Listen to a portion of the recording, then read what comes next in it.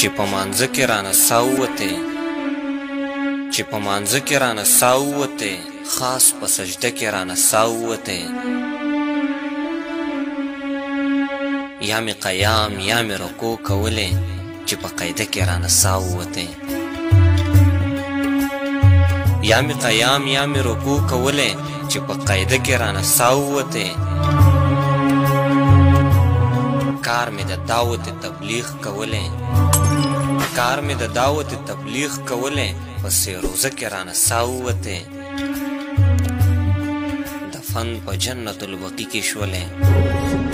دفن په جنت البقیع کې شولې په مدینه کې رانه سا ووتې